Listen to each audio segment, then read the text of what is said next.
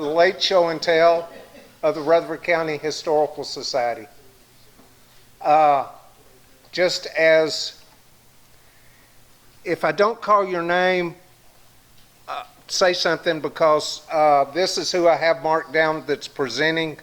John and Andrea, Mr. DeHoff George, Toby, Shirley, Johnny Leonard, Steve Murphy, Barbara Pitto, Pettis, Michelle Russell, James Smith, Dr. Tolbert, Greg, Margie, and Jenny Williams. Anybody's name that I did not call that's going to present? Okay, this is good because this means not having overabundance of people. This gives people like Margie a little bit more time to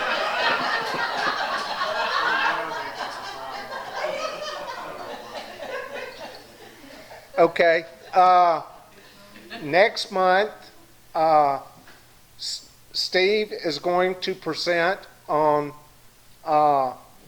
Thankful Taylor, and which holds a special place in my heart due to my grandfather, but I'm going to let him, he'll go through all of that, and it's my understanding he is going to bring the creature. It's a creature, according to Ernest T. Bass. Not a creature, it's a creature. At this time, Pettis, if you will, if you'll say a short blessing for us. He must know, he must have heard my blessings before. Shall we pray? Most gracious Heavenly Father, we're so thankful for the day that you've given us, the rain, the sunshine, all the blessings that we do share here, but may we always remember that the blessings that we do have come from you. Father, we say a special prayer tonight for this country as we now face some difficult times. We ask that you be with it. We ask that you look after the leaders, help them to make the correct and right decisions as we go about the things that are happening. Father, we ask that you be with us. We ask that you bless this food that we're about to receive and the hands that prepared it. Father, we thank you so much for everything we have. Watch over, protect us, and guide us. We offer this prayer in the Son's holy name. Amen. Amen. Amen. Okay. Thank you. Did anybody bring anything in that at the last minute for show and tell? Just to double check? Okay. We're now, you've got a couple of, yeah, I got you down. Got you, we're ready. I'm just going to start by tables. Oh, you're not going alphabetical? They're already there. Well, even if I go alphabetical, it will be the same person starting at the beginning anyway. Because Calfee's the first one that's set up. So either John or Andrea. And a good idea when you get it. Come on up. When you get up here, introduce yourself so everybody knows who everybody is. Don't leave it up to my memory, because who are you? I don't know. Oh. I'm Walter. I knew that was coming. Now you don't have enough hair. That's true. I'm John Calfee, for those of you who don't know me. Probably lucky. I was wondering what to, because with the esteemed Dr. Tolbert and Greg and a few others who obviously have a lot of history in the area, I thought, well, I've been here 20 years, Andrea and I have been here 20 years. Not a whole lot, didn't grow up in Tennessee, grew up in Cleveland, Ohio and elsewhere. But I got thinking about things, and lo and behold, it occurred to me that the name, my family Calfee name is well known in southwestern Virginia, not because of the prison, but because we family went to Pulaski. We actually went to the Shenandoah Valley. Easy enough for you to say. Shenandoah Valley in 1600s, and then went down the valley to Pulaski, Virginia. I was asking for a life story. Hey, you're getting it. Oh. And why am I doing that? Because I have something here that I thought, well, it's historic, and it is, well, it's not 20 pages either. It is, I just have a couple of things. I have 6 things to pass, well, 6 tables. I wasn't sure how many tables. Share if you have it. Is there a test? No, there's no text. I didn't Pop stay. quiz! I didn't stay. Anyway, this is what we're going to talk about. This is a baseball park, and I thought this was fitting because the field of dreams game between the Yankees and the White Sox occurred in Iowa earlier this week. Baseball is a summer sport.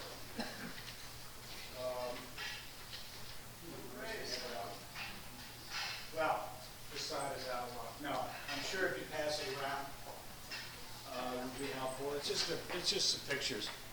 But basically, the history is because why would anyone name a baseball park after somebody in my family? Certainly not after me. But actually, it's because the family was, as I said, in Pulaski there for quite a while, and then my great-grandfather was one of 10 children. That's back when they used to have a number of children. The last 4 or 5 were boys. The first couple were girls and boys. And anyway, the last 5 all served. Excuse me. That's fine. I'm used to it. I come Saturdays. Anyway, the last 5 were all boys, and they all served with various Virginia units in the war between the states. And 3 of them came back to Pulaski and started some successful businesses. One of whom had a son who was my grandfather's cousin. And he stayed around and actually for 40 years was mayor of Pulaski. And Ernest Calvi. And the fact that you were mayor of a small southwestern town wasn't that big a deal. However, to them it was because he was mayor during the time the town really started growing because they found coal. And in the last of the 18th century, or 19th century, they were digging coal. And in the early part of the 20th century, they were digging coal. Well, they ran out of coal, they ran out of the mines. So he decided and took it on himself to go north to entice furniture makers from Massachusetts, principally to come south, and they did. The first of many industries to move south, which saved them, particularly during the Depression. So in his honor, Ernest Calvi, the WTA was built looking for building projects, and this little community decided they'd like a baseball stadium. I'm not quite sure why, but they did, and they built one in 1935. They named it in honor of my great uncle for all the work that he did. So I have beside the pictures, they were doing a fire sale because the Yankees, probably there'd be no reason for you to know this, but in minor league baseball, they have totally reorganized. They used the pandemic, and now it's completely different. The league that this park supports is not even a single A. It's like what they call Pioneer. It's 1 level, 2 levels below. Well, they've consolidated. So now this league, and it's kind of interesting. I haven't been to a game yet to see it. What they are now doing is they are inviting college students, I guess who are recommended, and instead of playing metal ball, with aluminum bats, they're playing wood ball. And it's to get them used to the big leagues, or the minor leagues, to be honest with you. So they're getting a whole group of these young college kids from the area, and they're playing, I don't know whether they're paying them or not, although I guess now you probably can pay them, and they're playing games. The key thing is that it's, in the old days, 2019, the team was made up of either real has-beens, people that were in the major leagues if they got that far 1 year and it was 10 years earlier, or young people who aren't going to ever make it. So what they're hoping for is that they'll support the youngins, and you may see some future All-Stars. as they are growing up through college. So I have it's fairly solid, but it is a replica of the park. And here it says Calpe Park, and it's Pulaski, and it's the Yankees. So I'll pass it around. And that basically, in 5 minutes or less, is what I have to.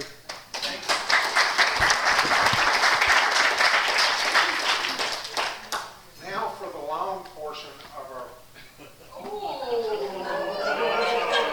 Well, she's at the next table. See, I tried to say. Okay, I won't do that to Margie. She's not finished eating. Oh, I am, Walter. I'm good. You're good? Okay. Now we'll give you the number one person in our organization, Margie Rutherford.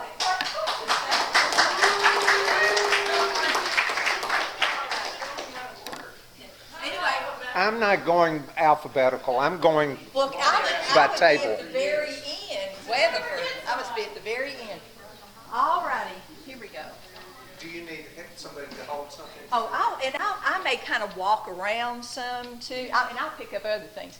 Anyway, I know some of you probably expected me to bring a dead body or something like that with me, but I decided to not go quite that far. Anyway, what I've brought tonight, I've got 2 examples with me. These are some of my most favorite morning folk art items. And what these are, well, this is called a memory jug. It can also be called a warning jug, a spirit jar, a whimsy jar, a forget-me-not. Anyway, there are all kinds of names. Anyway, basically what you do with this, you pick out the vessel you want to use, whether it's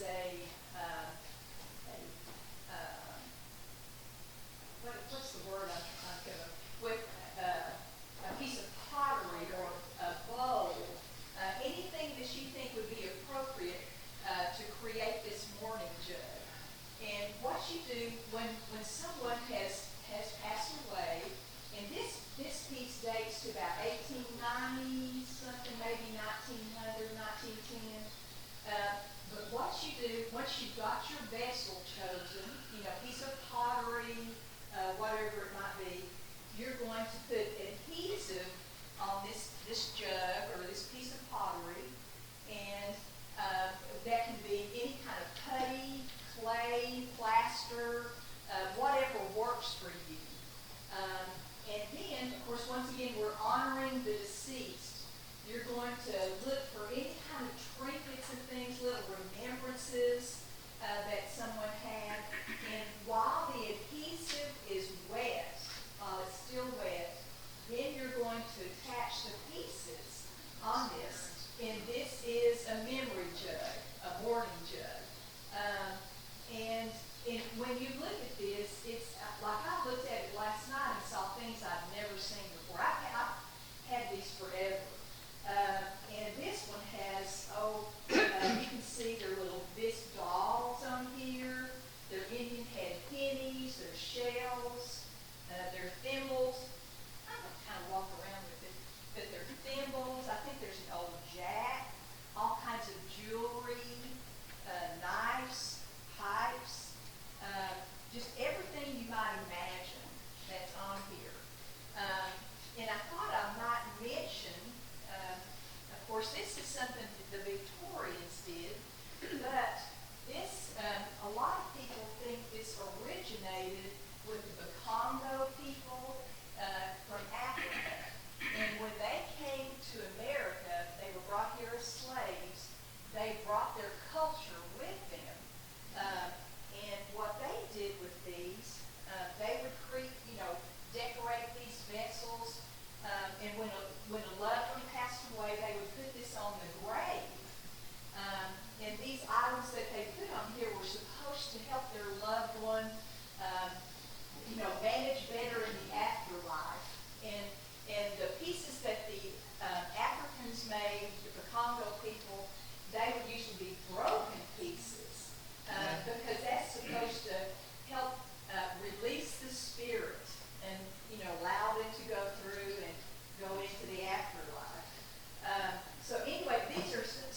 favorites, and let me show you this one other here.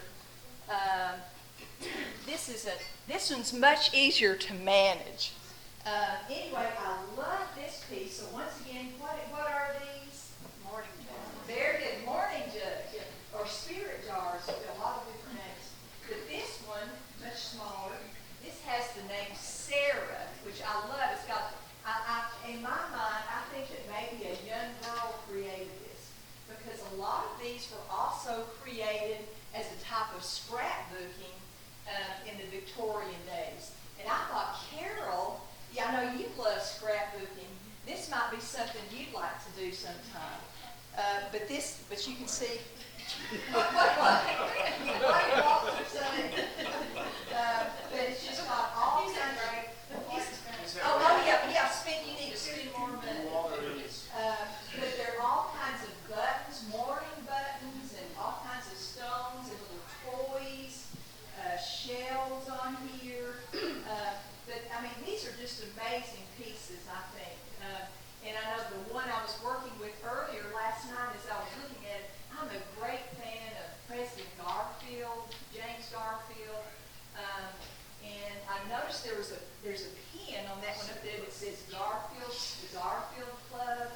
And then as I looked a little more closely, I saw that there's actually is a Garfield memorial token on here. I'd never noticed it before, but if you all ever have a chance to purchase a memory jug or morning jug, now if you look on eBay, they're very expensive. I got to get away from Frank and his camera. But if you find one that's a good price, I mean, grab it. But I just think these are wonderful pieces. What's a good price?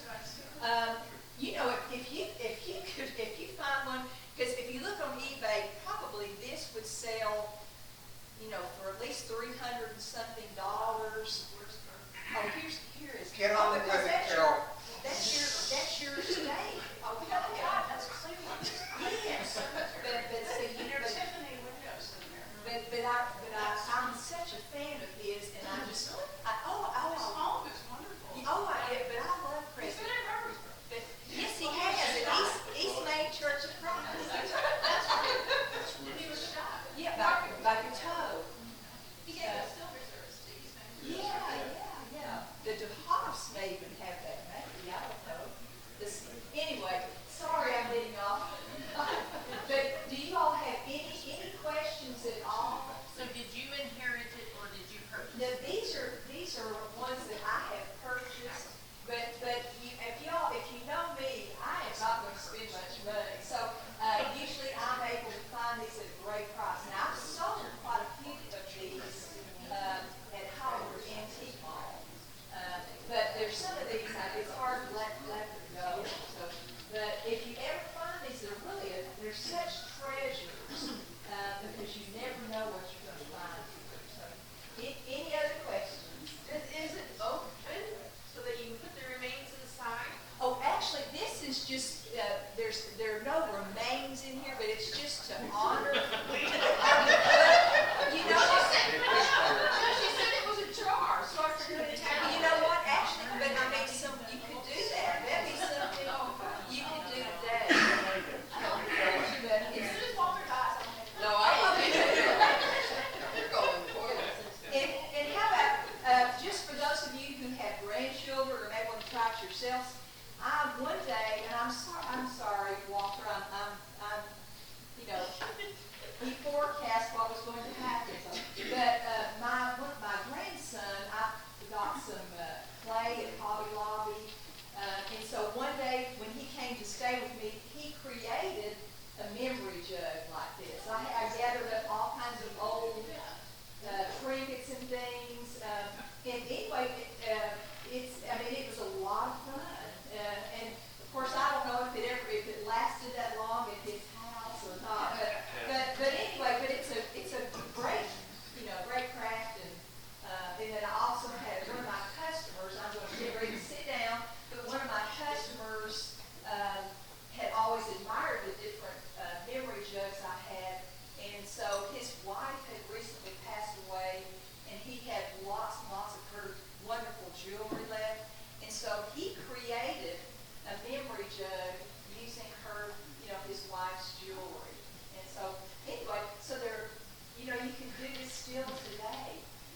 think they should add some remains in there. I mean, you know, everybody's cremating today.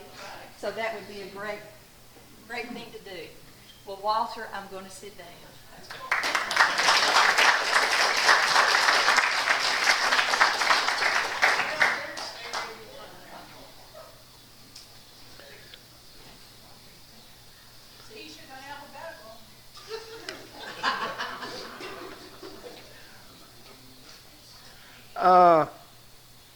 Shoot.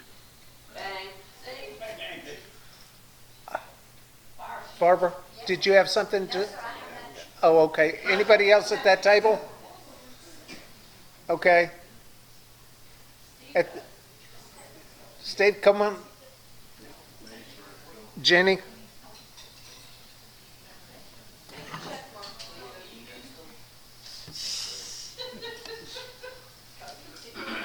Is that what they're doing? Yeah, that's what the defense for, yes. Oh.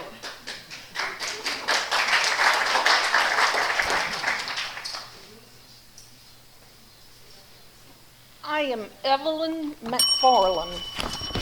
Not pinned to any good McFarlands that you would want me to be.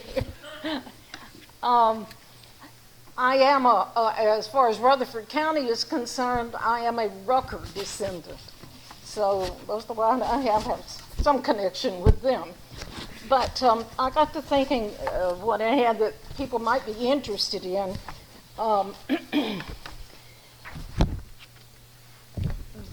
They're out at Walter Hill and over on Betty Ford Road. There used to be a lady over there named Ann Pickard. Is that right? I believe that's right.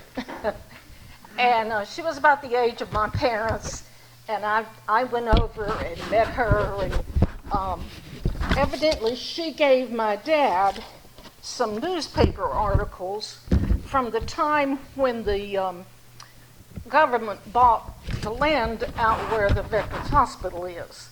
And I don't know if any of you may have had better luck, but I've tried to find information about when they bought that land and you know, anything from those days. And they have a library there in the hospital, but it didn't have much of anything in it. But anyway, these are newspaper articles, and I thought you might be especially interested in this one. It is it shows on a map up here the 1937 owners of the land that they bought for the hospital, and it's been very helpful to us. To me, it's very informative. If you know anything about Walter Hill and the area where the Veterans Hospital is, in front of the main entrance of the hospital, there is a lake. That lake is fed from a spring that comes out of a cave, and the cave is noted here on the map. So if they can give you some bearings, the cave is quite famous.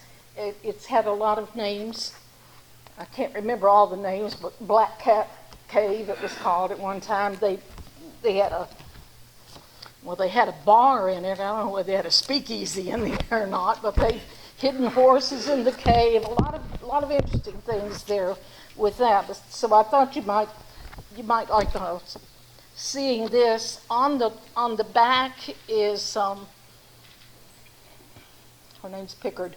I can't think of her first name, but she was the 20th century owner of an old Rucker house. Her name is Pickard, but Ann Pickard was her daughter-in-law, if you knew Ann, okay?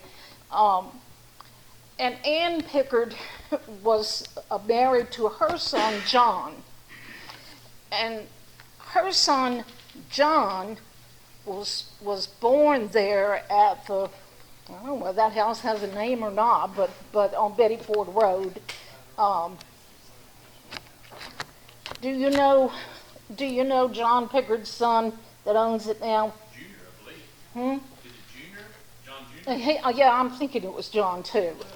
He's gone back in and redone that old house, and owns it now. But John was born in 1936, I believe, and was born there in the old log part of the. Originally, okay, here's the house. This is what the house looked like the first time I saw it. Now, John Jr. has gone back in now, and he has he put white siding on all of it. It's very pretty, very nicely done now. But I'll tell you one story about John Pickard, and then maybe you'll enjoy those. Ann Pickard's son, John, I believe was born in 36 or 37. But as an adult, he went to Hollywood, and he became a Hollywood star. He starred in cowboy movies, and starred in several. He auditioned, I guess, or he was considered for Gunsmoke, which we know he didn't get. But anyway, he lived the rest of his life almost in Hollywood. He stayed there. His wife Ann and his son, who is there now, stayed in Murfreesboro, stayed at the home there with her mother-in-law. And in his 80s, I don't know how close he was in age to Ann, but Ann was in her 80s, I know. He came home. He decided to come back and live on the ancestral land out there. And he was out taking care of animals or whatever, and he got gored by a bull. He didn't live very long at all from that time. So it has an interesting history. There are, and I just have some other pictures I thought I'd send around. There are several standing Rucker homes. Don't need to speed you up, but we've got a lot of people to present. I'm hurrying. Graves out there, Rutherford tombstones. Yes. Well, this is a house, this color one, on Compton Road. And it is an original Rucker house. There are 3 in the neighborhood. I got a question and then I'm through. Okay. I'm looking for anyone that might have known or seen. I have 2 houses here that the original. Okay, I've told a couple of you already. The original Rucker settlers came before 1800. There were 4 Rucker brothers, and they married 4 Reed sisters.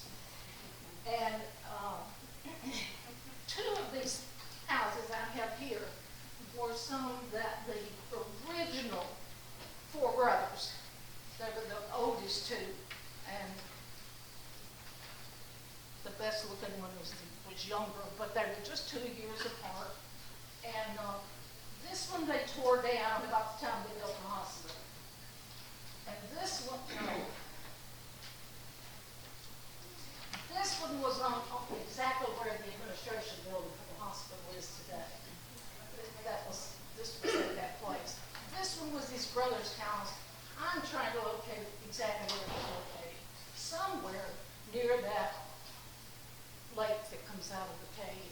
If you've ever seen those houses, I'd like to talk to you. All right? That's all I have. Check it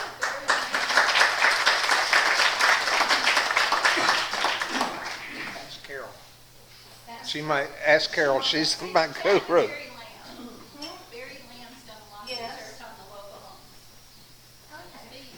Steve? You want to be next? I'll be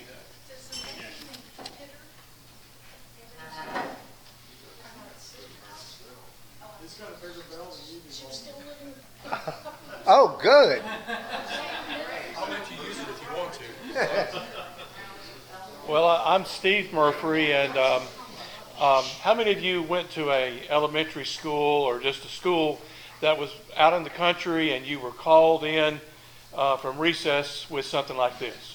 Anybody? Well, I'll ring this for those of you that, I don't know how loud it's going to be, but it gets pretty loud, doesn't it? Now, this does not have a date on it. I guess being the scientist that I am, and I'm being a scientist, I'm not very observant because I should have saw to put this up here to start with. But anyway, I'm new to this. I guess we could take a sample out of the wood here and do some radiocarbon dating. That's a lot to do. But so we don't. There's no mark on here. There's nowhere that says how old it is. But I know that it came down to me through my maternal grandmother from northern Bedford County. Her name was Eula Virginia Adcock Smith, and I knew that she went to a one-room schoolhouse called Fall Creek, there off Highway 41A, as you go between Unionville and Shelbyville. And so she, I'll tell you one story about that. They would go. They were in the schoolhouse and all, and they all knew that if they heard an old hen cackle, that the first one that got their hand up to go to ask to go to the restroom, which they didn't need to go, but they knew that hen had laid an egg, and they would go outside with permission. They'd get that egg. After school, they'd go across the road and they would trade it for a piece of candy. So it's from her this came. I'm not sure what school it was from, and again, it has no mark to it. But I just thought y'all might like to hear it ring. Bring it again. One more time.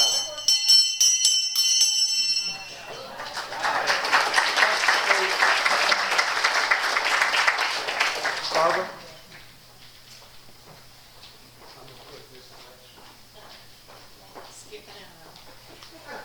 Hey there, I'm Barbara Pitto, and I've met and told this story a few times on Saturday morning coffee and conversation, but it seemed to be the right thing to do because when I came to Murfreesboro with this one little picture in my hand, it had on the back 1921. 1921. You know how many years ago that was? That's a trick question. 100 years ago. I have a picture in my hand of my grandmother 100 years ago at a house, and this says, Dorothy May Ramsey, that's my grandmother, Virginia Elam, and Rebecca Ransom. So you know what? I just marched myself right down to the Ransom house and met myself a lady named Carol, but this was after the fact. Let's go back, like on TV, you go back now, what happened a few years earlier. I had this picture, and I was going around trying to figure out, where is this? Well, my whole house is filled with pictures, and they're not organized. But I had bought a house that my grandmother, little Dorothy Ramsey, had lived in. So I decided I was going to drive to Murfreesboro. Y'all can pass it around. I don't mind as long as your fingers aren't nasty. The fact is I had these other pictures. Nothing else had anything on the back. That one had names on it. I don't know why. And a date. And it said Murfreesboro. Did I mention Murfreesboro? So then I started looking. The other one, because her father was in construction, not sure exactly. I always thought of him as a carpenter. But I found these pictures. And this picture was in her scrapbook. And this picture just made me think, well, I must have. I'm going to toss some of these out, but leave this in the plastic for this one. So I thought, well, this must be on the MTSU campus. I don't know why, but that's what I decided. Turns out there was at the Line Bow Thank you. I knew I wouldn't. This is in the historical research room at that library. This says a walking tour of East Main Street. Anybody else have one of these? Yes. Well, see, I was a newbie walking, and I walked right up and walked right in, and I opened this up, and voila, I found the answer to that picture. This picture, it wasn't on NTSU campus. It had thrown me off because there were so many other pictures of what now I know is Kirksey on Main. Kirksey on Main has lots of front columns. And you will see that the First Baptist Church on Main Street has columns. So what I ended up with was a scrapbook full of places in Murfreesboro, and none of them had names. And until I married this wonderful man, I told everybody I was going to bring him for my show and tell. My Rick is back there. He doesn't come on Saturday mornings because he thinks history might not be exciting, but we're proving to him how exciting it is tonight. He's heard this story a few times. As we drove by tonight, our GPS took us right down Church Street, North Church Street. And lo and behold, that is the corner where this picture that's going around, this little girl was standing at 400 North Church Street.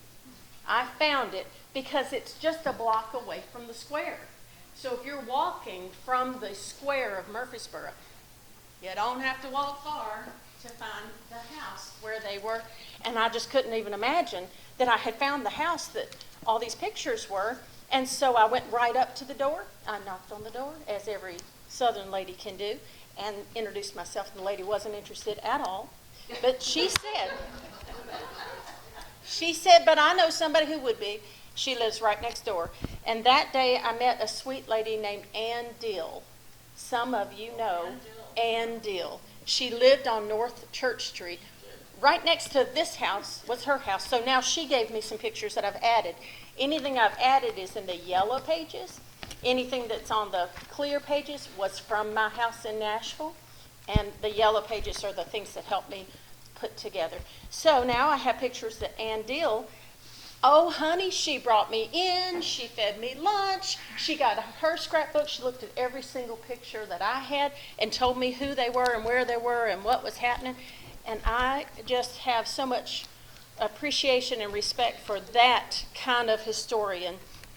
And so now this little scrapbook has pictures, and I said, well, what do you know? I figured this one out all by myself. This was on the steps of our courthouse, our historic courthouse. I did that one on my own. My little grandmother in most of the pictures is this little, looks like about 6-year-old little girl. And as I said, that first picture said 1921. Well, later on, I found her scrapbook that's basically her graduation book. And for some reason, even though she did not graduate here in Murfreesboro, she decided that it was important to put a picture of her very first school.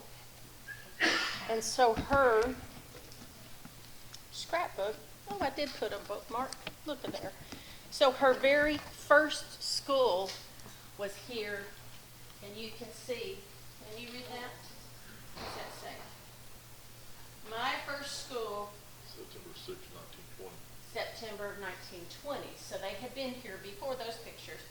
And this we figured out was the Critchlow School. It became the Critchlow first, the Murfreesboro School. Okay, the Murfreesboro School. So this is in her later graduation book to say this, not anything else, just this one. So this picture, to be able to, and I just hate to pass around the book, but you all can come up and look at it. I will leave it open up here so people can enjoy. If you don't mind, just don't turn pages. There's nothing else in Murfreesboro in this entire book, just that top picture. So the fact is that I have now just these fun things, but basically several pictures of the church under construction. My little grandmother is just adorable, standing in the window before the actual glass or whatever is put in. She's in the window frame, and so many pictures. And so I got a chance to go and stand on one of the spots where she was and had my picture made at the First Baptist Church in place of where she was that day. It was a year or two ago, a few years. But it's fun.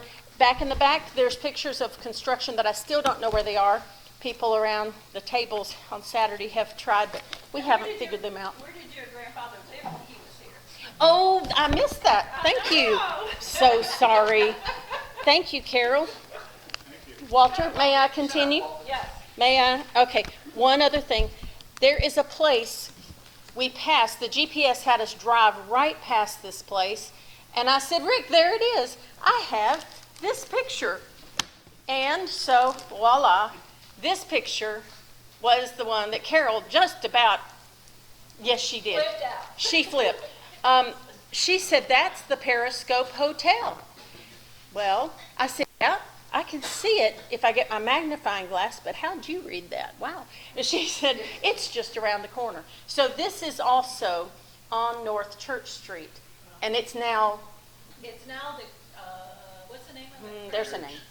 Carriage House Apartments. It's across from the health department. So this is Still there, and so they are on the back here, they're standing in front of it. There's lots of pictures, you're welcome to pass those around, just for fun. And you're welcome to come up and look at anything else. But that was where they lived. While they were here, I put together pieces. They lived at the hotel, and he was a project manager while the church was, a sanctuary was under construction, and apparently was completed about 1920, 21, somewhere in there. And so that's the reason they were in Murfreesboro. My grandmother was a Nashville debutante and not at all a Murfreesboro family, so don't try to look us up. We're not in any of the records, but I've got a full book of Murfreesboro pictures, so kind of fun. I'll leave it up here just for fun.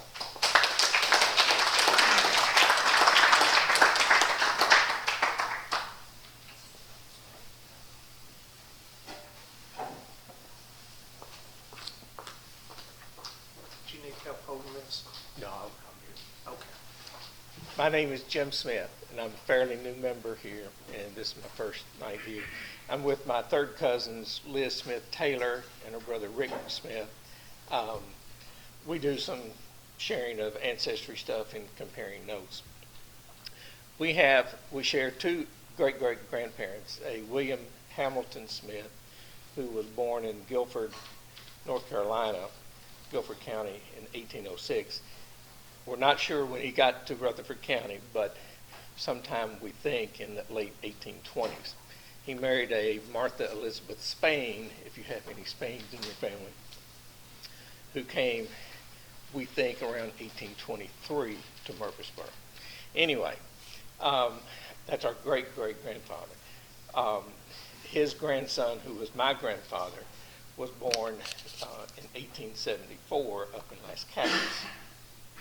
His name was Brantley Smith, and born 1874, died in 1947. But we never thought we would ever be able to find where the Smiths' farm was and so forth. But anyway, my grandfather left in the mid-1890s and went to New York on an art scholarship and help from some relatives up there, studied under a fellow named William Merritt Chase.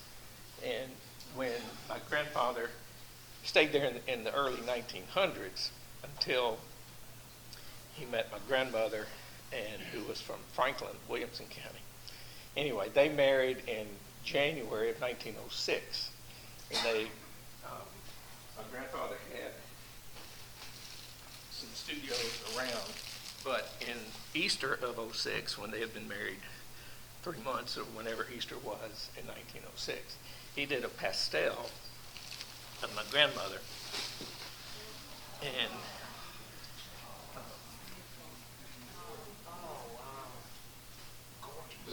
look at the hat that the women wore back then. And I'm told by my father that the dress had a little bit required bustle back in those days.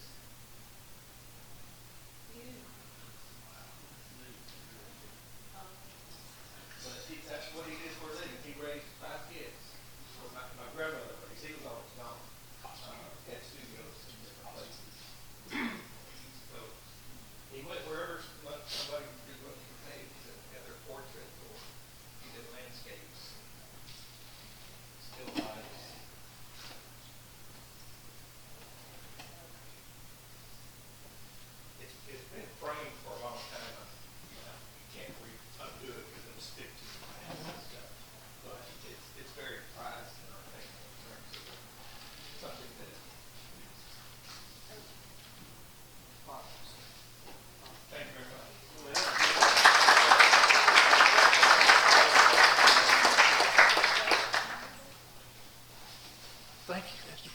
Pretty.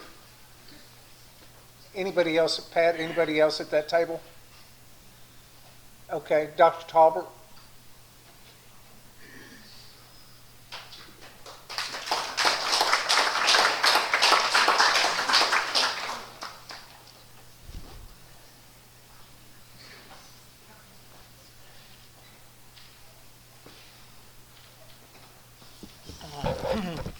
I brought something really rare and unusual, and I wanted to share it with you.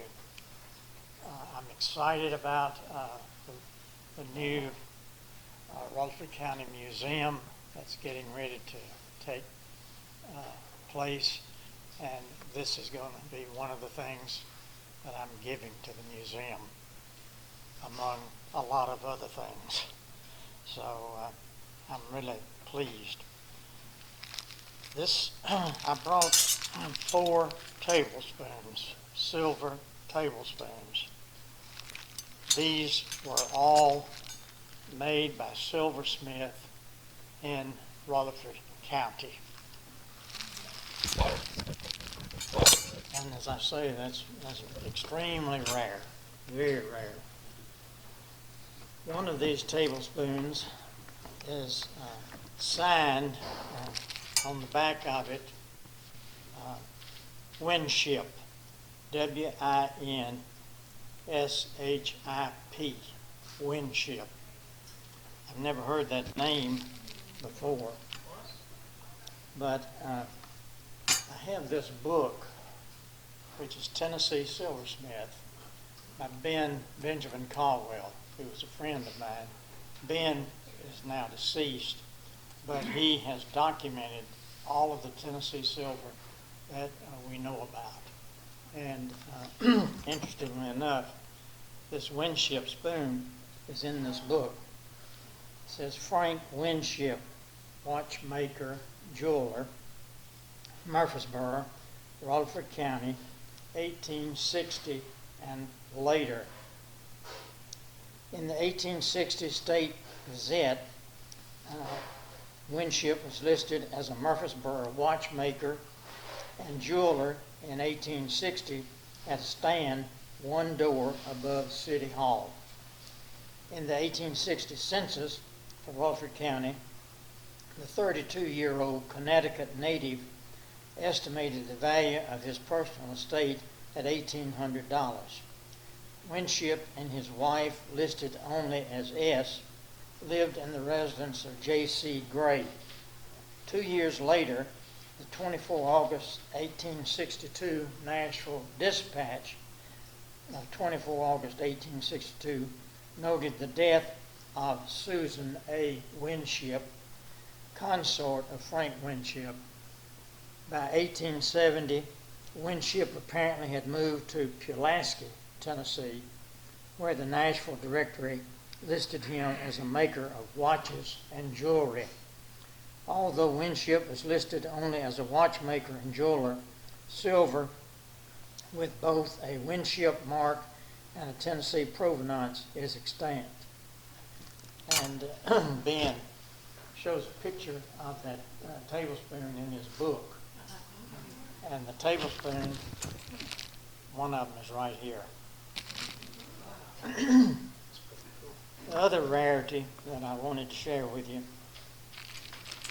are these 3 tablespoons, all by one maker. And they're all signed Roulet. I guess that's Roulet. And they're inscribed here with some initials, and I don't know. Looks like M.W., all 3 of them.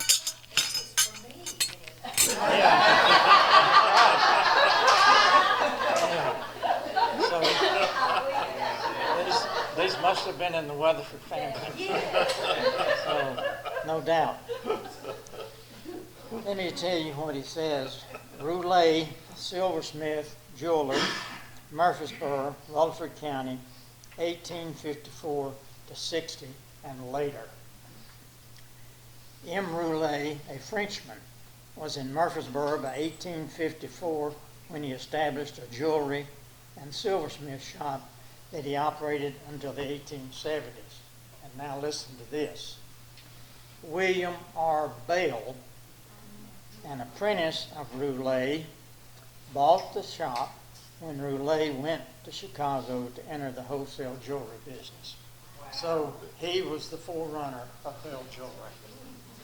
So it's interesting, isn't it?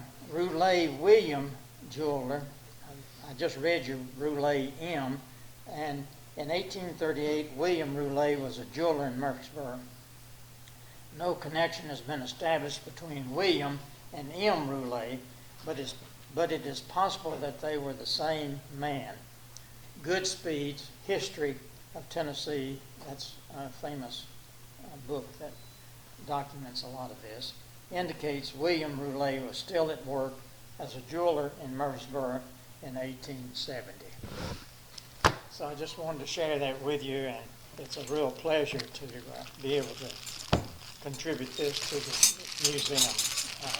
How did you get them? I have had no. You listen.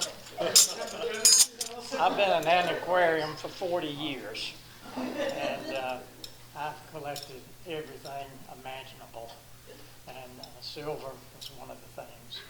We don't have much silver going in the museum, and this is just a very rare addition for the museum. Fantastic. Cool.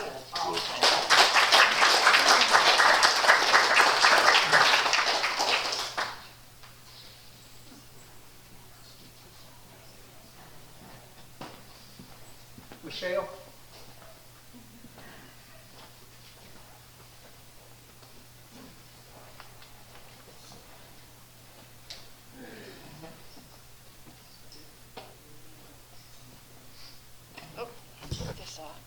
I'm Michelle Russell, and the artifact I'm bringing is actually, doesn't belong to me. Nancy Morris gave it to me to show and would have brought it herself if she could. This is a sheet that says it says J.K. Polk Hotel. And I didn't know if I was going to get excitement about it or not. And when she bought her house, I'm trying to decide which way to go on this. When she bought her house, she found two artifacts in the attic. One was a big sign, and the other was this sheet. Now, one of the former owners of her hotel was, all my notes on my phone, was Jimmy Jaton. And apparently he had been a manager of the James K. Polk Hotel. But when the hotel closed, he opened what was called the JMJ Tourist Hotel where her house is. I mean, he built onto the back, there are rooms there that were rented as a B&B. And so I don't know how he got this, I could just walk around, how he got this sheet, but anyway, it was up there. And the other thing that's in her house, I said, oh, I can bring that. And she's like, that was too big. Was the sign for her house. Cool. The JMJ Tourist Hotel. So, yeah, it's just, and she was going to launch at this, and she said, no, it's important. You can touch it. And the stitching on the sheet I was looking at was very, very fine. So that's just what it looked like.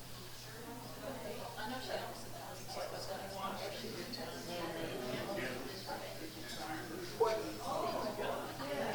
What's the address of where Nancy lives? I think it's 415 Main Street. No, it's 3. Sorry. Let's look in the. It's on the corner of East Main and Manning. So that's my presentation, very short. Thank you. Greg?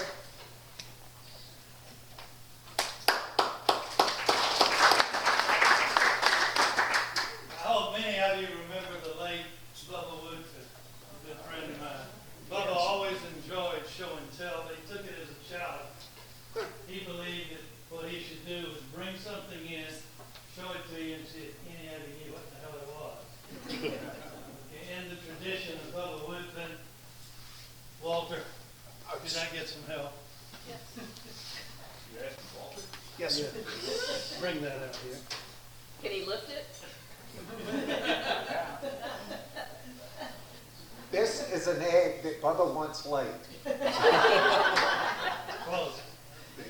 Question is, what is it? How is it formed? What's it good for? I've already got two suggestions in the corner back here. What was it, Ariel? I'll read it. A mold for a basket to weave around? Hey, isn't that clever? Carol? I was thinking for some sort of a pressing ham for tailoring. Actually, you said it was a prehistoric egg. Prehistoric egg. Yeah. Anybody else got an idea? Is it heavy? Like a bowling ball. Maybe it's a bowling ball. Made of wood. It has been sitting in the corner of my den for 40 years, and every child who's ever been in the house immediately goes to the prehistoric egg and rolls it around. Did these cracks get there from Ventry hitting you with the egg? No, it's about to hatch. I didn't know this. This is what Walter would look like if he fell into the Potomac River above Great Falls, Maryland. Is it a stone, a piece of wood that's been tumbled? You got it. It's a piece of wood that began way up on the Potomac River, about 9-10 miles from D.C. Was probably a stump. It's heavy because it's oak, and rolled down those falls until I found it in the tidal basin right behind the Lake of Memorial. And we've saved it because it's kind of weird. But I just worked the deal. DC's going to swap me 2 spoons.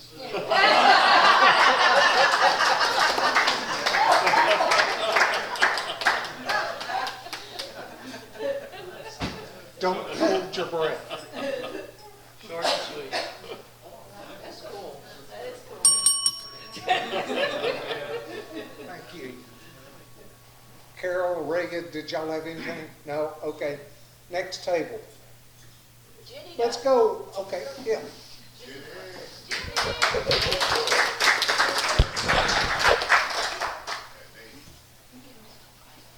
So I'm Jenny, this is David Williams, and I'm going to let him hold it because it's heavy.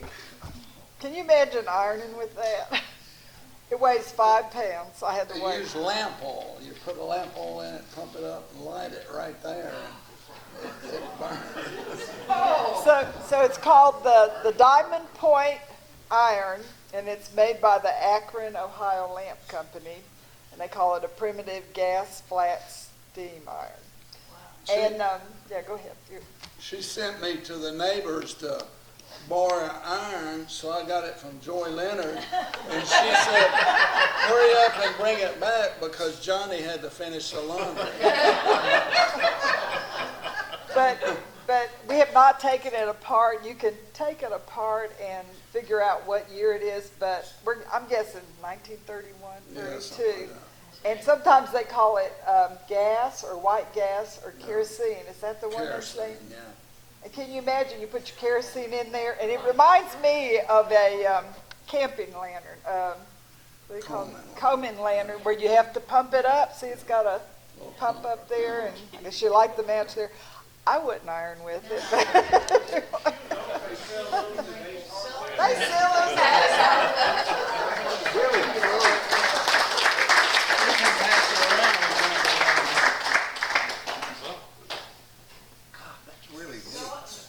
How often did you use those, Walter? Makes you feel young. John?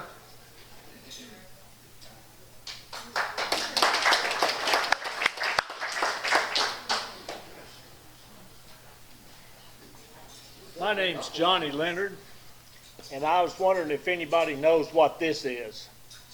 It's round, and it's made out of some kind of phenolic plastic. It's got a serial number on the back, and it's called a PD. Boy, it's a big one. Anybody ever seen anything like that? You find it in the river? No, I didn't find it in the river. I looked, but this is a personal dosimeter, and it was actually developed in 1959, roundabout there, by the United States Navy, and they used them to determine how much radiation you were exposed to in a nuclear war. And it's got a glass, a little phosphorescent glass inside, and depending on how much radiation it attracts, it'll reflect different color lights, and that's how it knows. It goes through a computer and they actually determine how much radiation. How well lit is it right now? Well, I can't get it apart because it takes a special tool. Oh, And this belonged to my father, who got it in about, I'm assuming, 62, during the Cuban Missile Crisis. He was career Air Force at the time and was sent down to Homestead, Florida. And I think at that time they thought we were fixing to be involved in a nuclear war, and they issued these to everybody involved. So it's just a little something to surprising, you know, but it shows us the type of world we're living in. Anyway, I've got some paperwork that came with it that describes all of that, so I'll leave it up here in case anybody wants to look. that's pretty cool.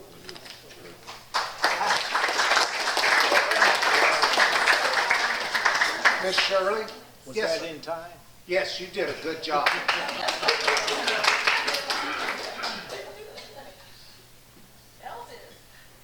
Hi, my name is Shirley, and I'm Elvis Aholic. I had planned to make a grand entrance to hit my battery and thus spake their thusra would appear. But alas, I played with it too much today, and Elvis has left the building. Oh man, I first encountered the King in 1956, and I've been hooked ever since.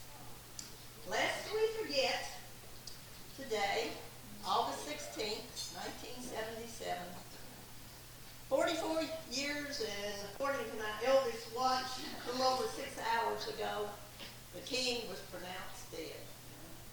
It was a very sad and tragic event, and there'll never be another in my opinion. I was fortunate, I've got every record Elvis ever made. You're going to have a heck of a garage sale one day. And, along with a lot of other Elvis memorabilia, scrapbook, and I was a member of the what's her name, Kay something, the very first Elvis fan club. I can't think of her last name now. And it's been a long journey. I was fortunate enough, I've seen all his movies, some of them horrible. I saw Love Me Tender 5 times. Dadgummit, he died every single time, even though I screamed, Elvis, don't die. But he was quite an interesting man. A sad story. I saw him for the first time in Nashville in 1973. It was the Elvis from Elvis Aloha from Hawaii concert, and oh my God, he was one hunk of burning love. I saw him again in Murfreesboro the next year. It was still a good concert, but not as good as 73. In 75, April 29, 1975, he was back in Murfreesboro. I managed to get tickets 10 rows from the front. Elvis was still Elvis, and I don't think he ever knew he had landed in Murfreesboro. He was bloated. He was sweating profusely.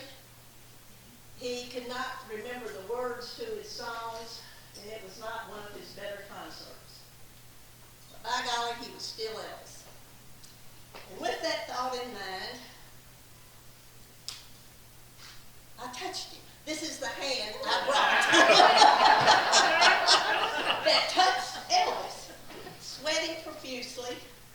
despite all, he was still Elvis. And as living proof of that I climbed over chairs, that I pushed and shoved people out of the way, that I abandoned my little boy in order to do this.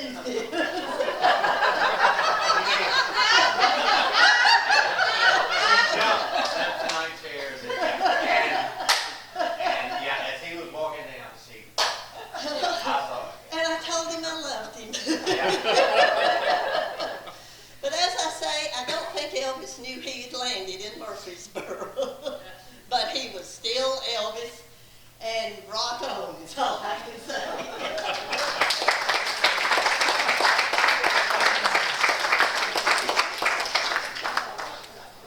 Pettis, I'm gonna wait for, We let Toby go last. no, Toby said he wanted to go last, so I'm waiting for Toby to go last. Pettis, would you be? Yes. Yeah, and then I gotta get George too, and I don't know if, And Eddie needs to tell his Elvis story too. Yeah, that's my favorite story. You gotta tell it. Come on, Eddie, tell your Elvis story. Eddie. Oh, Eddie. Elvis touched Eddie's head. Is that why he's going Elvis goes to Murfreesboro to touch Eddie. Okay, I'll really condense this because I don't want to take too much time. But me and another guy who had bicycles rode out to Murphy Center in 1974. And we were both probably 13, 14 years old at the time. And we were just hanging around. We tried to look from the front of this building and you couldn't see in. But you see all the flashing and, it was really cool. But we didn't get to see Elvis. And so we went around behind the place. We were hanging around in the backside, and here comes this big limo, the black limo. And we're hanging out there. The limo driver, he sees us standing there next to the where they go down under the stadium, the Murphy Center. And so we're standing there, and the limo driver gets out, and he stands there for a couple minutes. What are you guys doing? We said, we came to see Elvis, but we didn't get him in. And he said, you're going to see Elvis. So he said, get in the back of the car. So we get in the back of the limo. He backs down into the back of the bottom level of Murphy Center, right next to where the ramps come down off the gymnasium floor. And he said, hey, y'all stand right here next to the quarter panel on the back of this limo. And he said, you're going to see Elvis. So sure enough, Elvis comes off the stage. And when he gets down to the back of the car, he sees us standing there, and I think the limo driver kind of had eye contact with him and looked at us. But anyways, he sees us standing there, and he goes, what are you knuckleheads doing down here? He gave both of us knuckleheads. He jumped in the car, and he disappeared like that. That was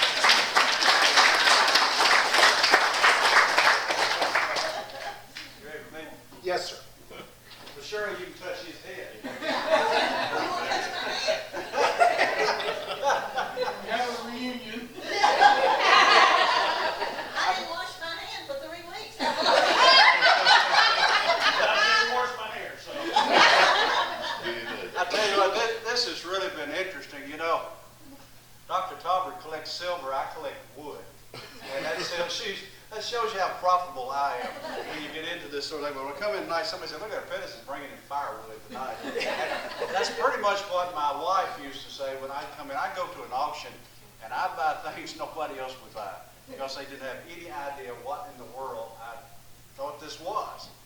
But I have to tell you, for 9.5 years, I lived in the Upper Cumberland area working for Tennessee Farm Bureau, not for the insurance company. I never worked for the insurance company, really.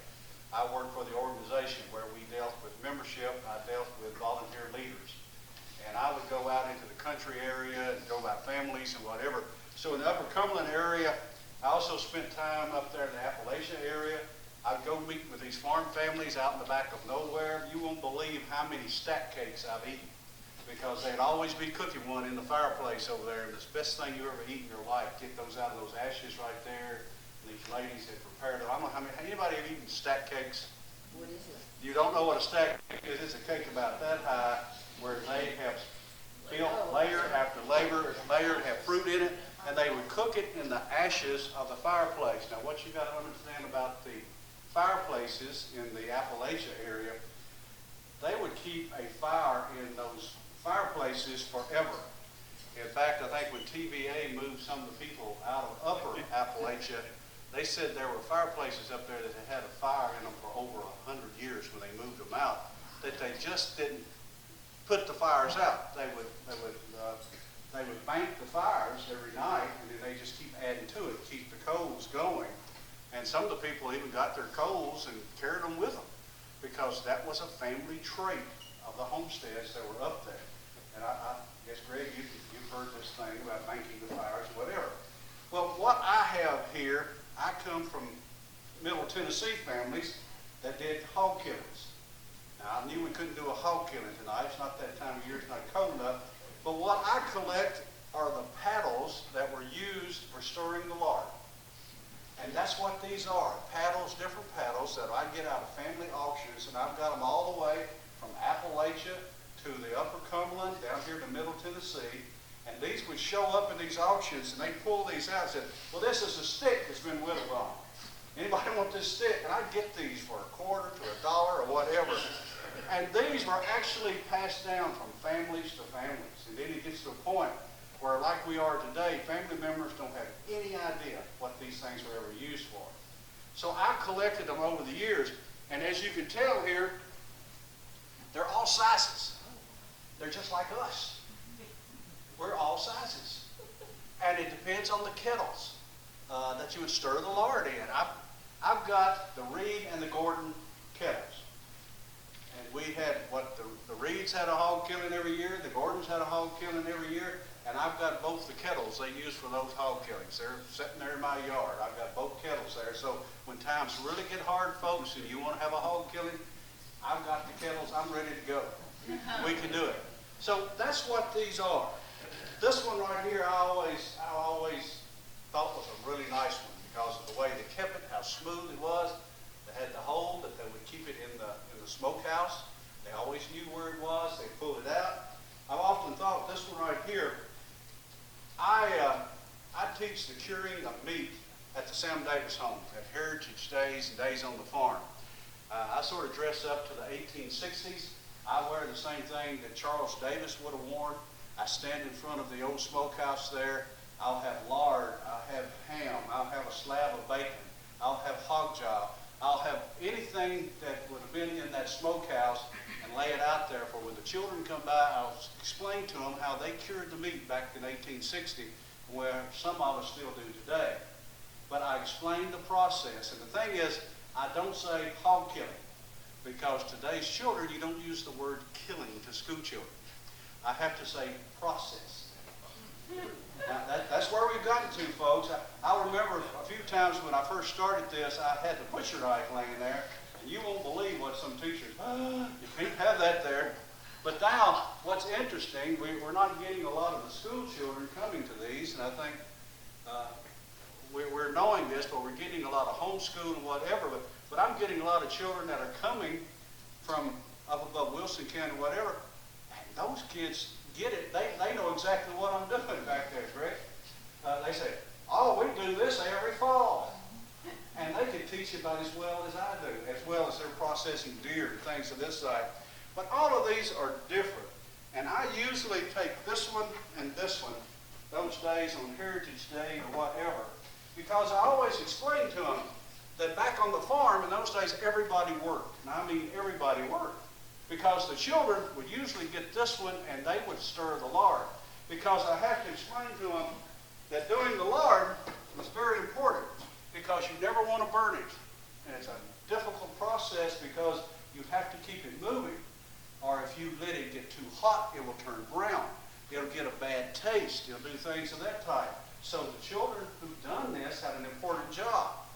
And they sort of took that underhand, that they would do that. I can remember it as a kid. Hog killing was big out there in Versailles because people in the community would bring their pigs by. And we'd kill the hogs, we'd all get it the night After the night that we'd kill those hogs, we'd cut up the meat, put it up on a metal building, because it usually was a cold night, not a freezing night, but where we could chill the meat down. The next day, we'd cut it up. We'd cut up the fat, put it in there, and we'd start melting that fat down. And we'd stir and stir and stir. I had two kids that lived there on the place with me, and that'd be our job, and we'd do that sort of thing. But it was a big day because everybody was there. It was as big as the 4th of July because everybody was excited. It was work, but it was fun because everybody was doing something together. It was really an important thing. But I also brought something else tonight, part of hog killing, that I don't know how many of you can guess what this is. You know, Greg, I'll even throw this in like you did. You know, anybody know what it is? Bracket squeezer. Squeeze the fat to get the juices. You got it. It's a squeezer. It's a squeezer. These are something you can't find this day and time. I got one. You got one? Well, there you go. So, if anybody want to lose any weight, we can squeeze and get the portion. But that's a squeezer that you have to do there. Also got in the mystery bag off here that another part of hog killing in there. Wait a minute. How'd you get in there? No, you don't.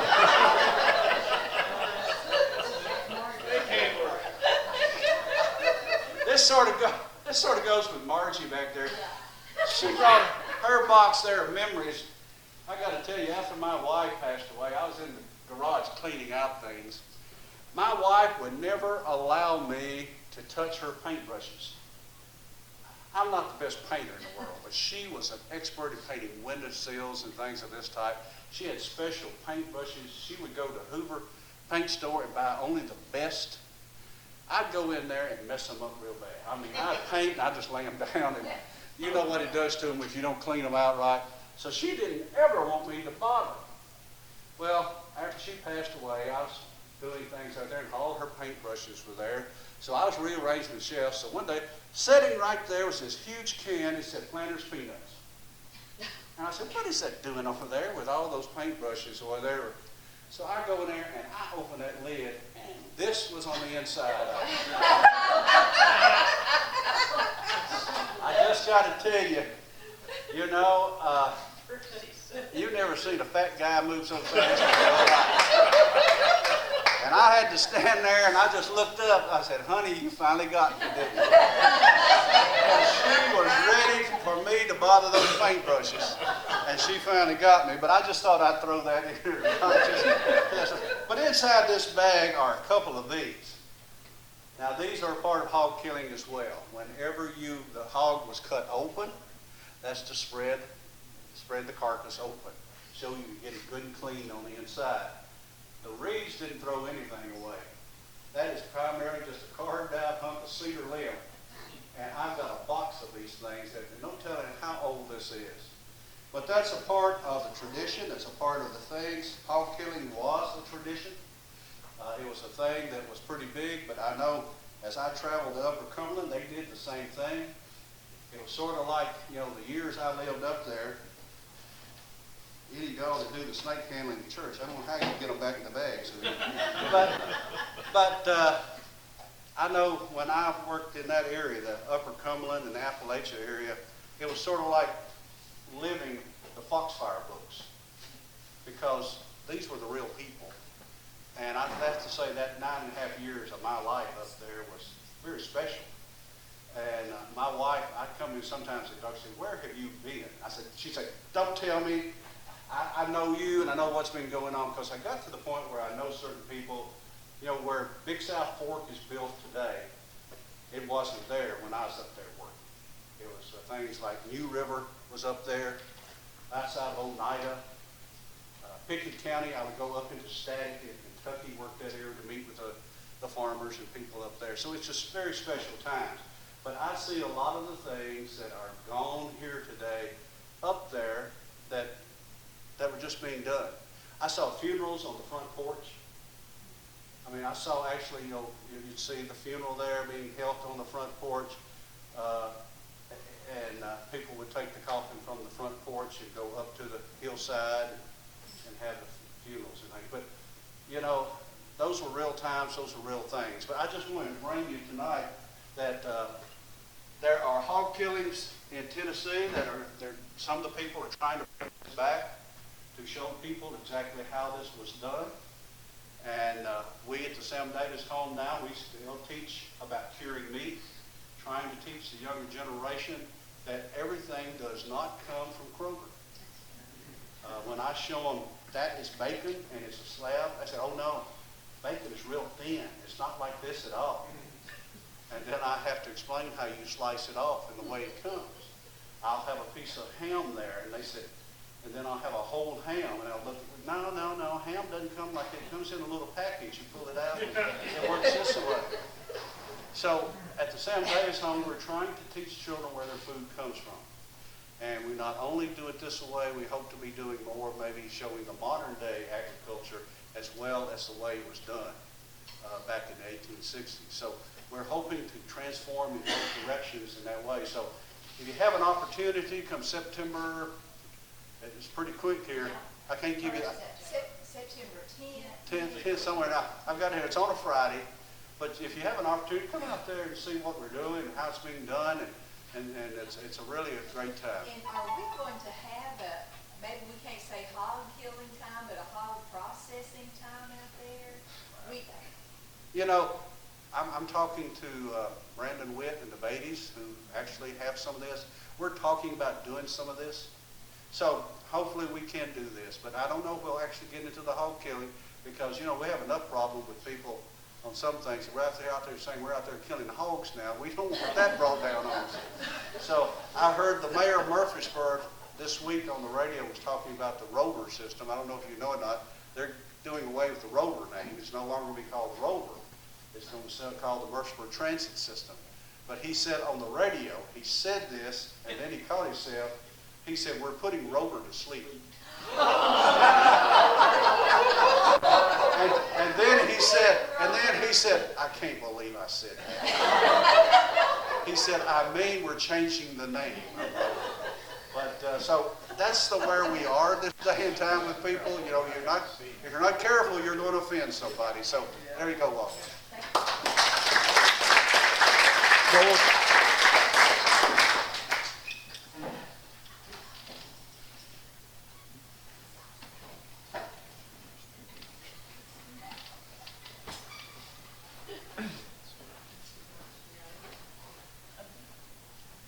I brought along a brass bugle that has Critchlow 27 on it, and I keep it because I went to Critchlow School. But before I tell you about this, I'll have to tell you about one incident at the Sam Davis home. My wife had her elementary chorus singing at the Sam Davis home, and they had some Confederate dressed soldiers putting on a show out of doors there under a tree. Everything went fine. No disturbance of any kind. Then the Union soldiers came up on the same stage, and right away the tree started dropping walnuts on them. So even the tree knew which soldiers they had. Oh, but anyway, I bid this in at an auction sale back when I was a child, and I liked it because it said Critchlow. I went to Critchlow School for 8 years, and I must have had a bunch of outstanding teachers because many of the schools in town either are named for my teacher or named for their family. Reeves Rogers, Ms. Reeves was my 8th grade teacher, and Ms. Rogers was my 1st grade teacher. And Mitchell Nielsen, Ms. Mitchell was my 6th grade teacher, and Miss Jeannie Nielsen was my kindergarten teacher. And then Hobgood School, Ms. Hobgood was my Latin and English teacher over at Central High School, plus her husband was our superintendent for about 30 years. But Black Fox did not teach me. But we had great times at Critchlow School. We had the old-fashioned desks. We didn't have ink bottles that I remember, but we had the hole for the ink bottle in the desk that raised up and so on. And would you hold up your hand if you have ever had your pigtails tied through an inkwell?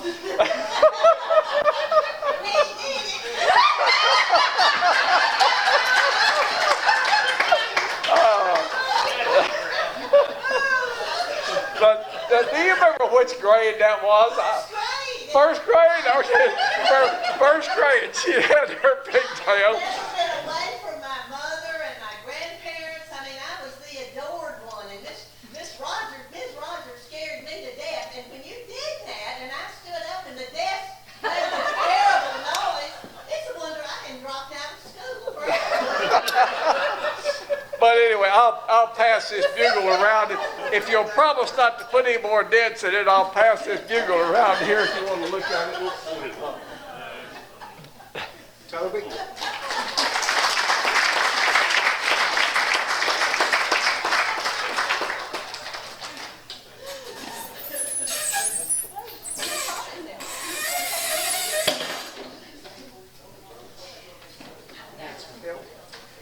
I'll get these. Come right here, sir, and help me. This is table up somewhere right out there.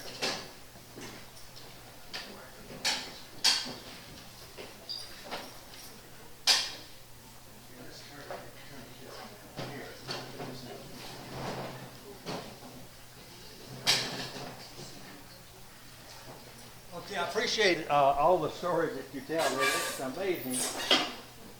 Some of them I was mine. Let me first ask you what you think this is. Out on Jefferson Pike, where you're coming from Smyrna, and you cross over 840, and you're going east. That farm to the right, that's where my grandfather moved after they lost the property during the Depression. So I was out there picking up some things yesterday at the house, and Jimmy Francis, who lives there now, he asked me what this was. It is made out of cedar. Made out of cedar like it was a tree. It was a tree, but you use it like this. Anyone have idea? Hey?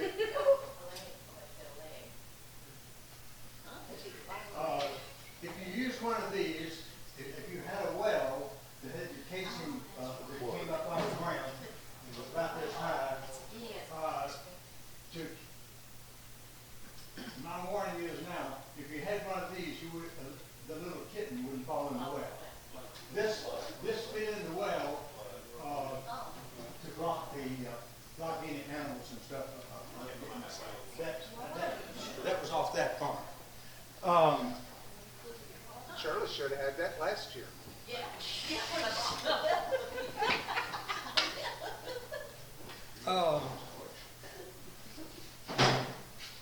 Some knives commonly used on our farm, we use a knife like this must be like a handmade one. We use something like this to cut corn, some years back in the 50s, for pretty dry years, and sometimes just when the corn is getting ready to make, it would be real dry, so there'd just be a small ear. So we'd take this and cut the corn and put it in shocks, and we use the knife something like this. Another common knife that I don't have one here is one to cut tobacco. We usually actually had a knife that would, when the tobacco stick would get full size, you're ready to cut it, you just strip the thing all the way down, and you have tobacco sticks, and you actually you hang the tobacco stalk over the stick, and you get all of them ready, and when you get the tobacco cut, you have your barn in layers, and you have to pass the stick with 7 or 8 tobacco stalks and go all the way to the top, and they hang there and dry. This particular knife like this, there was a book that had a handle here and another handle here, and this one is curved like this, front with grooves like this, and this one, do you have any idea what you use? You might use this for 3 things. Make Walter clean his room? One was to cut ice. One was to cut hay in a rick. I've got the equipment to show how we actually put it, say, inside the barn.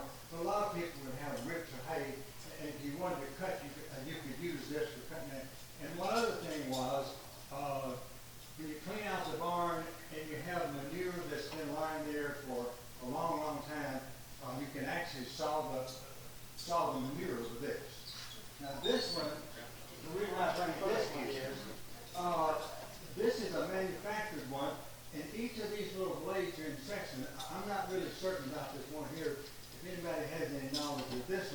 but these little blades are actually braided on. Okay. Another thing I wanted to show you was this right here. Years ago, my daughter was in Oklahoma, and she sent me this gift. This is a. I'm thinking I lost my little note here. Well, I got this brick here. I did something the other day that, for the years since I've been back in this. I'm from this area, and I actually was born down on Sharp Spring Road, down below Jefferson, and I was gone here like 12 years, and came back and I bought land along next to Stewart's Creek, and so I've had cows there inside the city of Smyrna for all these years since 1968, and just a few days ago, my pond was going dry during the winters. A couple of my cows got out, and so they're actually where the land is located. It's at the south end of Bel Air Street, across from the new high school. Now, hey, cows, and I finally made a decision to sell the cows. And back here in the early spring, we had that snow. Back here in the winter, we had that snow, and my barn caved in from the top. And I was getting my barn ready to sell the cows. And so I said, I think I may need some bricks. So I walked out there.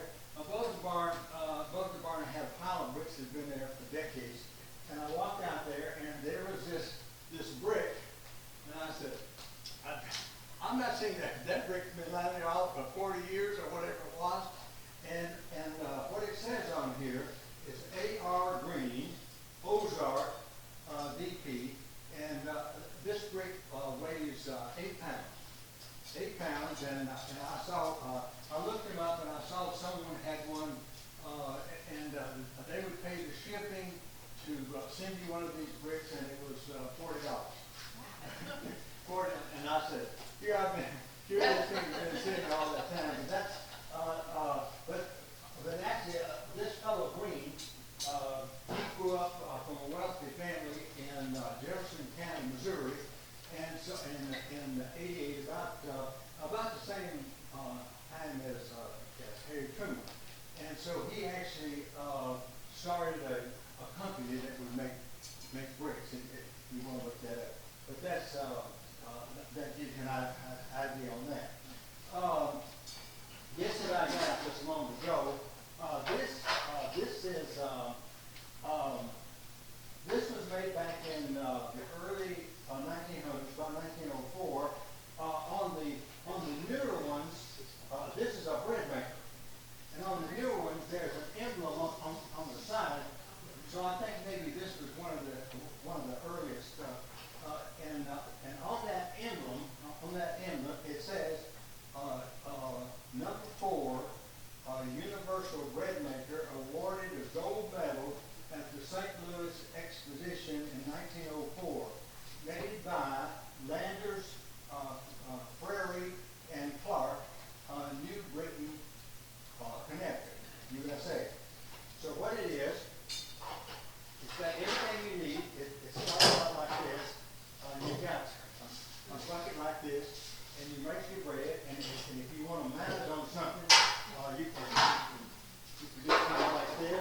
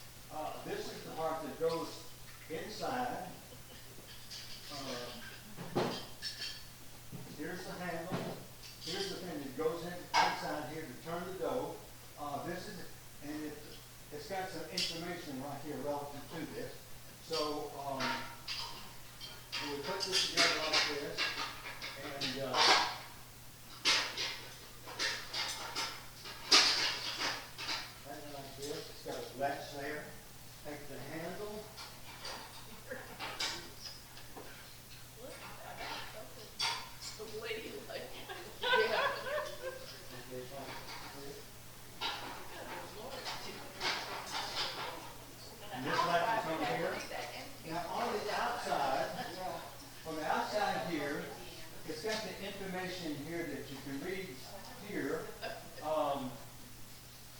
It says,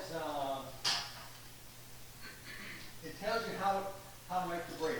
And it goes like this, around this, and okay. And it says, put all the liquids first, then the flour, then turn 3 minutes, raise in pail, like it will rise up in the pail. Down below it says, after raising, turn until the dough forms a ball, and then take off the cross piece, and lift out the dough with the kneader. This is the kneader. So as the game comes really like this, you put everything there, and it's called a university bread maker. Okay, the other item, we've had a lot, we appreciate the articles been in here about this, about the hateful. Now, we had this right here. This is the article we had in the project. There's a way in when you have a barn with a bonnet on it. That bonnet represents, this is the source through which you take the hay, and across the top of top of the barn there's a rail, and this is attached to the top, and it should go up like this. This thing is heavy. This goes up there like this and runs on that rail. Okay. The rope that you use, if you can get an idea of how large the rope is, it runs the full length from the front where the wagon is. You get all the hay on the wagon, and you keep packing, and you throw it up on the side. On the farm that I grew up on, I left there to go to college in '56. We never, up until that time, we never had any heavy equipment like a tractor or anything like that. We used horses and mules and that sort of thing. So, as we said before, you spend a lot of time in your early life working, and it's different occupations, everything from hay to cotton to corn, also tobacco, anything to make money. Okay, and so. So this says on the side of it, it says Cloverleaf unloader, and this is the thing that rides on that rail there, and then this part here. I'll tell you what I'll do. Hold on, I'll do just a minute. Let me take this board so I don't. I'm going to bring it right up. Now, this thing is really heavy. I got it. As he drops it. So you can get a good look at it from that view. I wanted to show it. And I like when you come up here and touch it. The one that we had in the project, part of it was missing.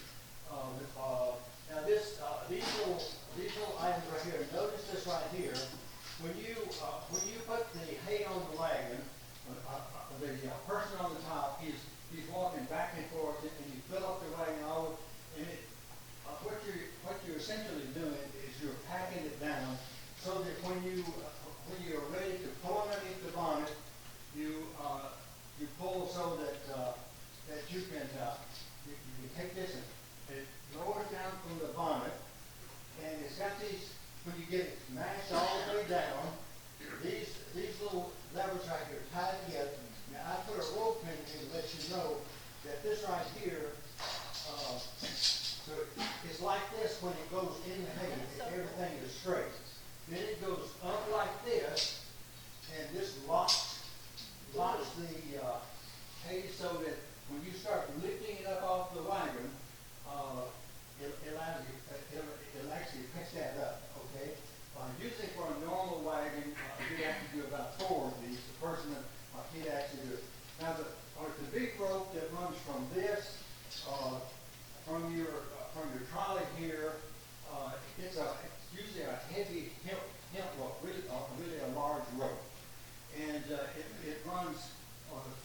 length of the barn, full length of the barn. There's a pulley that comes down, another pulley, and goes out. And you take one of your horses and take him around the back of the barn, hook it to that. Now my job when I was growing up, whatever age it was, the other day my sister came down and she was 5 years younger than I was, and I asked her this question. I said, how much do you remember about the days when we used to haul hay and actually putting hay in the barn? And she just went through the whole thing, just like everything. Now, one thing happens is this. Let's say, for example, you've got it here. There's a smaller rope that goes from this. This right here locks into this, and once it pulls, now the heaviest time for that horse back there pulling is this 15 feet or 20 feet from the top of the hay. If it gets to that rack up, once it gets on that rack, it'll just sail. There's your weight. But I can remember. Now, my brother would be leading the horse, and I would be a guy on the back of the horse, riding the rope down, as we made that. And I can remember this big, strong horse. Jenny was, at that time, she would be this tall to me, but when she was pulling that heavy weight, she would just go. She would be down. Head high to me at that time. It was, and so lucky I never was hurt. There were a few other times I was hurt on the farm, but I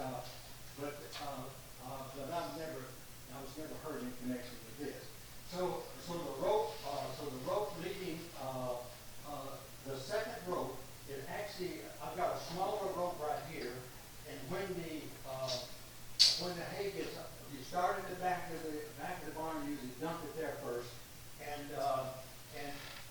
the person who stomps this in and he's got it locked together, it's picked up there, he's watching the load go to the back, and he's got the rope in his hand, and then at the right place he trips it like this.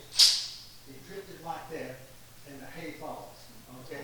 And you just keep on doing that. My cousin Jimmy, for instance, said they were down in Denver a couple of days ago, and they were the Amish people were putting, and they're using the same thing today. The same thing, just like this. So this came off that farm. The one on our farm, I was out west in teaching during the mid '60s. So when I came back, the barn was gone. The lake had come, and everything I knew was gone. And the one that we had in our barn down on Sharp Lake Road is gone.